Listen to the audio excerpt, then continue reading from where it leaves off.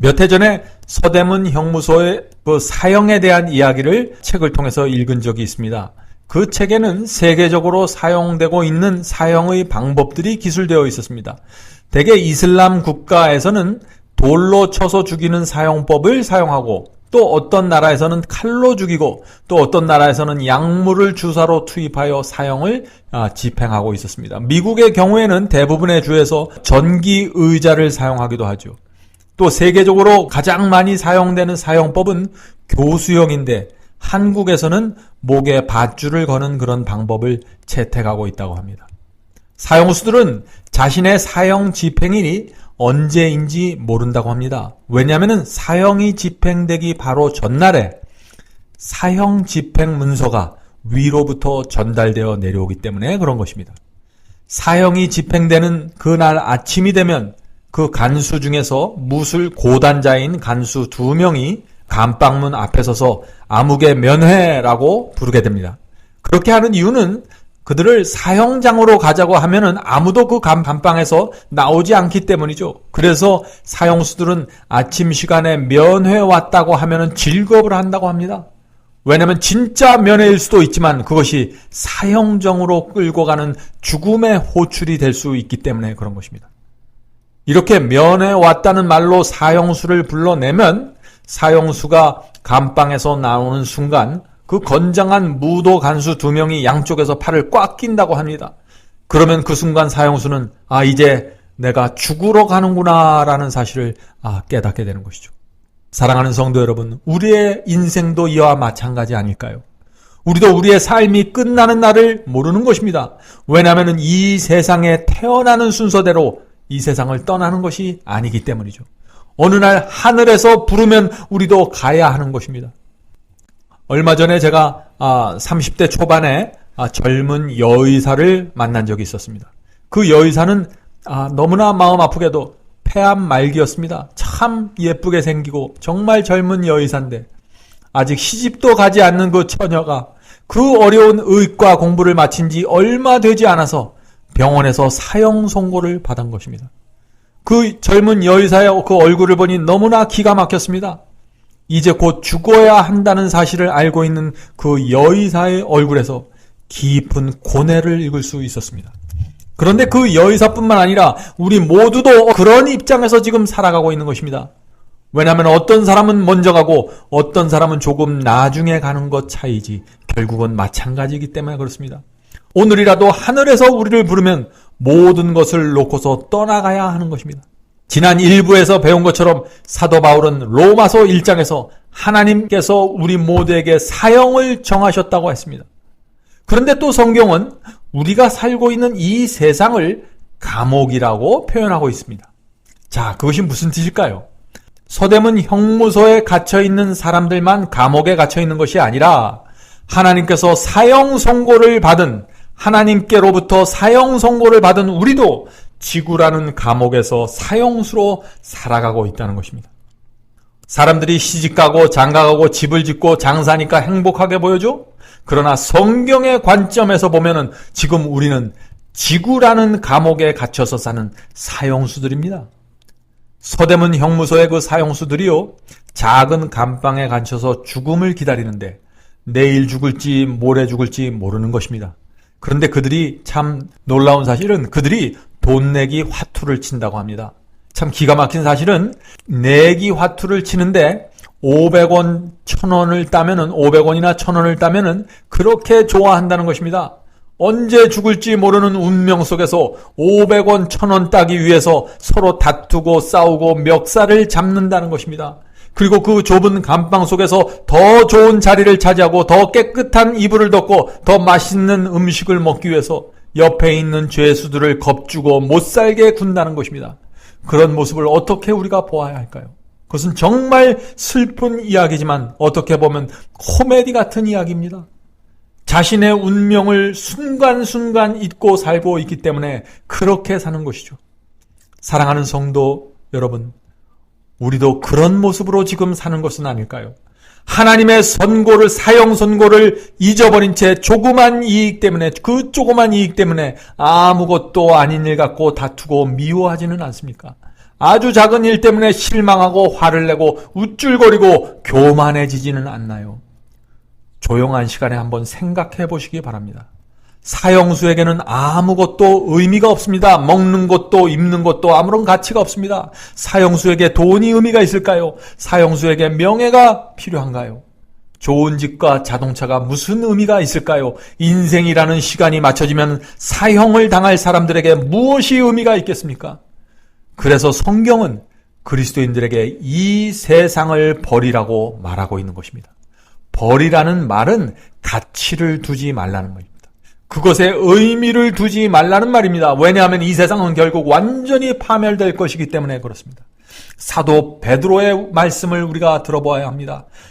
베드로후서 3장 10절부터 12절입니다. 그러나 주의 날이 도적같이 오리니, 여기서 주의 날이란 예수 그리스도의 재림의 날을 말하는 것이죠. 주의 날이 도적같이 오리니 그날에는 하늘이 큰 소리로 떠나가고 체질이 뜨거운 불에 풀어지고 땅과 그 중에 모든 일이 드러나리라. 이 모든 것이 이렇게 풀어지리니. 자, 여기서부터 잘 들어보시기 바랍니다. 이것이 저와 여러분에게 주시는 사도 베드로의 호소입니다. 자, 모든 것이 이렇게 풀어지리니 너희가 어떤 사람이 되어야 마땅하뇨? 거룩한 행실과 경건함으로 하나님의 날이 이르기를 바라보고 간절히 사모하라. 그날에 하늘이 불에 타서 풀어지고 체질이 뜨거운 불에 녹아지려니와. 이 세상 마지막 날이 되면 그 모든 것이 파멸되고 하늘이 불에 타서 사라질 것이라고 했습니다. 자, 그렇다면 사형수인 우리에게 무엇이 의미가 있을까요? 그것은 오직 하나인데 하나님의 용서입니다. 사형을 면제받는 것 이외에 무엇이 우리에게 의미가 있겠습니까? 용서란 그러므로 사형을 면하게 해주시는 하나님의 은혜입니다. 사형수는 100년을 감옥소에서 모범수로 지내도 여전히 사형수입니다. 감옥에서 아무리 착하게 살아도 사형은 면제될 수 없는 것입니다. 그러므로 사형수가 바라볼 수 있는 유일한 희망은 대통령이 내리는 사면령입니다. 그것만이 그가 살아날 수 있는 유일한 길입니다. 우리는 어떨까요?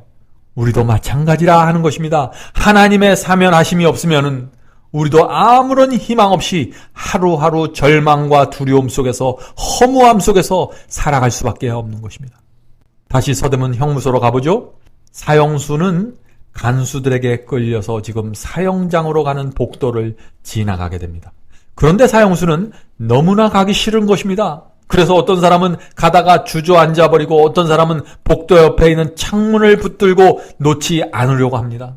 어떤 사람은 발에 힘이 풀려서 제대로 걷지 못해서 간수들에게 부축을 받아야 한다고 합니다. 그리고 어떤 사람들은 조금 걷다가 한숨을 쉬고 조금 걷다가 한숨을 쉬고, 또 어떤 사람은 하늘을 보면서 어머니 어머니를 외치면서 운다고 합니다. 이것이 사형수의 모습입니다. 사랑하는 성도 여러분, 하나님의 용서가 없다면, 그리스도의 십자가가 없었다면 저와 여러분도 이 세상을 그렇게 살 수밖에 없는 것입니다. 날마다 두려움과 허무함 속에서 살아야 하는 것입니다. 그래서 오늘날 하나님의 용서를 만나지 못한 많은 사람들이 자살을 하고 우울증에 빠지게 되는 것입니다. 또 어떤 사람들은 현실을 잊어버리기 위해서 세상 쾌락에 깊이 빠져드는 것이죠. 그것이 재미있어서 그런 것이 아닙니다. 어떤 의미에서는 잊어버리기 위해서 들어가는 것입니다. 삶의 의미가 없고 외로움과 허망함 속에서 힘들게 살아가고 있는 것입니다. 그 영혼의 쉼과 참된 행복이 무엇인지 모른 채 살아가고 있는 것입니다. 심지어 하나님을 믿는 사람들도 그런 것입니다. 사실 사형에 대한 말씀은 상당히 어두운 말씀이기 때문에 그 말씀을 드리는 저 역시 참 힘듭니다. 그러나 이 사형의 골짜기가 얼마나 깊고 절망적인 것인가를 이해해야만 우리가 하나님의 은혜가 어떤 것이고 그리스도의 십자가가 우리에게 무엇을 해주었는지 알 수 있기 때문에 제가 이 말씀을 드리는 것입니다. 자, 사형장 안으로 이제 들어가 보겠습니다. 사형수가 형장 안으로 들어가는 그 문을 열면은 방 저 건너편에 의자가 하나 있는 모습을 보게 됩니다. 그것을 본 사형수가 어떻게 될까요? 자지러진다고 합니다.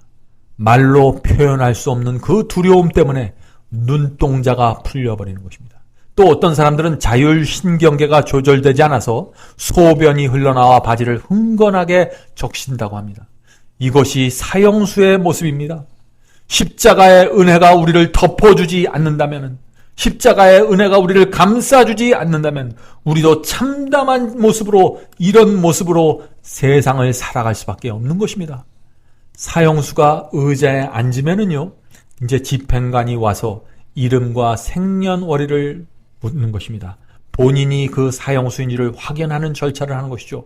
또 그가 왜 사형을 당해야만 하는지 확인시켜 주기 위해서 문서를 펴고 그 재판관이 내린 그 사형 선고 그 문서를 펴서 그 사람의 죄를 읽어주게 되는 것입니다. 성경도 마찬가지입니다. 모든 사람들이 심판을 받아야 한다고 성경은 선언하고 있는 것입니다. 그 말씀이 사도행전 17장 31절에 있죠. 이는 정하신 사람으로 하여금 천하를 공의로 심판한 날을 작정하시고 모든 사람이 심판받을 날을 이미 작정되어 있는 것입니다. 자, 사형 집행관이 이제 사형수에게 본인의 생년월일을 말해보라고 말합니다. 그런데 사형수는 이미 제정신이 아니기 때문에 많은 사람들이 횡설수설한다고 합니다. 생년월일은 둘째치고 자신의 이름조차 제대로 말하지 못하는 사람들이 많다고 하죠. 이것이 사형을 앞둔 죄인의 모습인 것입니다. 서대문 형무소의 그 사형수들은 낮에는 참 재미있고 행복한 것처럼 보입니다. 자기 세상인 것처럼 보입니다. 거칠 것이 없어 보입니다. 자기가 원하는 대로 살아가는 것입니다. 그러나 조용한 밤이 오면 두려움이 밀려오게 되는 것입니다. 사형이라는 형벌에서 도무지 벗어날 수 없는 자신의 운명을 생각하기 때문에 그런 것이죠. 이제 잠을 자고 내일 아침에 일어나면 내일이 마지막이 될 수도 있다는 그 공포심 때문에 잠을 못 이루는 것이죠. 그래서 겉으로는 아무 문제 없는 것처럼 보이지만 그 속을 들여다보면 두려움과 외로움으로 가득 차 있는 것입니다. 오늘날 이 세상 사람들도 마찬가지입니다. 어쩌면 그리스도인들 중에 이 하나님의 용서를 만나지 못한 많은 그리스도인들도 마찬가지입니다. 낮에는 좋은 차와 좋은 집과 좋은 직장 때문에 행복하게 보일 수 있습니다. 낮에는 많은 사람들에 둘러싸여 있기 때문에 만족하고 재미있을 수 있습니다. 아무런 근심 걱정 없는 것처럼 보일 수 있습니다. 그러나 조용한 밤이 되면 두려움과 공허함이 밀려옵니다. 왜 그럴까요? 이것이 죄인 줄 알면서 붙잡고 있기 때문에 그런 것입니다. 성령께서 버리라고 하는 그 음성을 거절하면서 그것을 놓지 않기 때문에 그런 것입니다. 낮에는 마음껏 즐겼던 그 위선과 쾌락이 밤에는 허무함이 되어서 나를 짓누르는 것입니다. 세미한 성령의 음성이 들려오면서 양심이 책망을 받게 되는 것입니다. 그래서 참된 쉼, 영혼의 쉼을 얻을 수 없게 되는 것입니다. 죄로부터 돌아서고 하나님께 용서받는 그 경험이 없이는 참된 행복을 누릴 수 없고 확신을 갖고 이 세상을 살아갈 수 없는 것입니다. 하나님의 용서 안에 모든 것이 있는 것입니다. 사랑하는 성도 여러분, 하나님의 용서 안에 행복이 있고 그 안에 만족이 있고 평안이 있고 구원이 있고 정죄받는 두려움에서 벗어나는 해방이 있는 것입니다. 다시 우리가 그 형장 안으로 가보겠습니다. 사형수가 의자에 앉으면은 머리에 까만 보자기를 뒤집어 씌운다고 합니다. 그리고 그 몸과 팔을 또 다리를 밧줄로 단단히 묶습니다. 그리고 나면은 그 집행관은 사형수로부터 최후 진술과 유언을 할 기회를 준다고 합니다. 그 마지막 의식이 끝나면 위로부터 밧줄이 내려오는데 그 밧줄은 목에 거는 밧줄입니다. 교수형을 집행하는 밧줄이죠. 그 밧줄을 목에 걸고 나면은 곧 바닥이 열리면서 앉아있던 의자가 밑으로 떨어지고 또 몸이 공중에 매달리게 되는 것입니다. 그래서 이렇게 해서 사형 집행이 완료되는 것입니다. 자, 그런데 여기서 우리가 상상을 할 수 있습니다. 하나님께서 우리에게 주시는 놀라운 선물에 대해서 상상을 할 수 있는 것입니다. 자, 그 상상은 이렇게 시작됩니다. 사형수가 최후 진술을 마치고 목에 밧줄을 걸었을 때 이제 곧 바닥이 열리면서 마룻바닥이 열리면서 의자가 밑으로 떨어지려고 하는 그 순간에 갑자기 저 형장문이 확쾅 하고 열리면서 어떤 사람이 뛰어들어오는 모습을 보게 됩니다. 그 사람은 형장 안으로 뛰어들어오면서 형 집행을 중지하십시오. 형 집행을 중지하십시오. 라고 외치는 것입니다. 지금 무슨 일이 벌어진 것일까요? 대통령의 사면령이 도착한 것입니다. 그 사형수는 몇 달 전에 대통령에게 간절한 편지를 썼습니다. 자신은 비록 끔찍한 죄를 범했지만은 지금 나는 모든 죄를 회개했고 지금은 새로운 삶을 살아가고 있습니다. 대통령이여 부디 저의 죄를 용서해 주시옵소서라고 탄원하는 편지를 썼습니다. 대통령께서 저를 사면해 주시면 남은 생에는 제가 국가와 사회를 위해서 대통령을 위해서 완전히 바치겠습니다. 라는 간절한 편지를 보낸 것입니다. 대통령이 그 편지를 읽고 감동했습니다. 그래서 그 회개와 그 죄를 용서해달라는 그 호소를 받아들이고 특별 사면 명령을 내리게 되는 것입니다. 그래서 사형이 집행되는 그 순간 그 사형 집행을 중지하라는 명령서를 들고 지금 달려온 것이죠. 대통령의 사면령을 들고 온 사람은 사형수의 목에 걸린 밧줄을 풀어주고 온 몸을 묶었던 밧줄도 풀어주었습니다.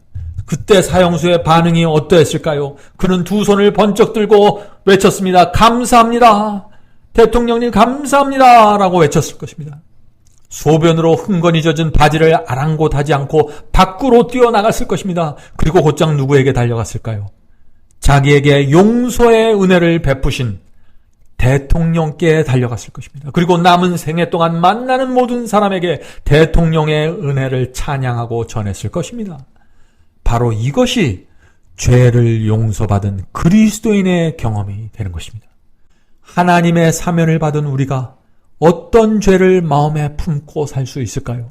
어떤 욕심과 어떤 이기심이 우리를 하나님께로 등을 돌리게 만들 수 있을까요? 어떤 시험과 어떤 유혹이 우리로 하여금 그리스도를 배반하도록 만들 수 있을까요? 우리의 정욕과 우리의 이기심 때문에 우리가 그리스도의 손에 다시 못질할 수 있을까요? 그래서 요한계시록을 보면은 거기 7교회 예언이 나오는데 그 예언을 살펴보면 그 각 시대의 교회마다 이기는 자들만이 구원받게 될 것이라고 말하고 있는 것입니다. 자, 무엇을 이긴다는 말인가요? 죄와 세상을 이긴다는 말입니다. 우리의 육체에서 끌어오는 그 정욕과 이기심을 이긴다는 말입니다. 그래서 사도 요한이 요한일서 5장 4절에서 이렇게 말한 것입니다. 대저 하나님께로서 난 자마다 세상을 이기느니라. 세상을 이긴 이김은 이것이니 우리의 믿음이니라. 성경이 말하는 믿음은 나약하고 세속적인 믿음이 아닙니다. 그것은 세상을 이기는 믿음입니다. 자, 계속해서 바울의 말씀을 보겠습니다. 로마서 8장 35절입니다. 누가 우리를 그리스도의 사랑에서 끊으리요? 환난이나 곤고나 핍박이나 기근이나 적신이나 위험이나 칼이랴. 어떤 것도 우리를 그리스도의 사랑에서 끊어버릴 수 없다는 것입니다. 어떤 것도 우리로 하여금 그리스도의 은혜, 하나님의 은혜에서 끊어버릴 수 없다는 것입니다. 바울은 어떻게 그런 간증을 기록할 수 있었을까요? 하나님의 사면하시는 은혜를 받고 사형수에서 영원한 생명으로 옮겨졌기 때문에 그런 것입니다. 그래서 바울이 이런 간증을 할 수 있었던 것입니다. 고린도전서 2장 2절의 말씀입니다. 내가 너희 중에서 예수 그리스도와 그의 십자가에 못 박히신 것 외에는 아무것도 알지 아니하기로 작정하였습니다. 사랑하는 성도 여러분, 하나님의 말씀은 참 높고 순결한데 이 세상은 너무나 낮고 추합니다. 그래서 하나님의 교회가 이 세상의 빛과 희망이 돼야 되는데 이제는 교회까지 참 어려운 상황이 되어버리고 말았습니다. 그러나 용기를 내시기 바랍니다. 오늘 우리가 나눈 이 말씀을 기억하시고 사형수로 되셔서 매일 아침 주 앞에 나가셔서 그리스도의 십자가의 은혜를 받아들이시기 바랍니다.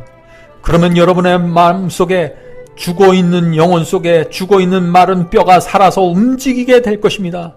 이 세상을 살아있는 그리스도인으로 돼서 능력있고 영혼의 평안을 마음속 깊은 곳에서 누리면서 살아가게 될 것입니다. 지난 시간과 오늘 나눠드린 이런 말씀에 대해서 깊이 연구하기 원하는 분들은 저에게 이메일이거나 전화 주시기 바랍니다. 이 문제에 대한 성경 연구 자료를 저희가 보내드리도록 하겠습니다. 그럼 다음 시간에 뵙겠습니다. 안녕히 계십시오.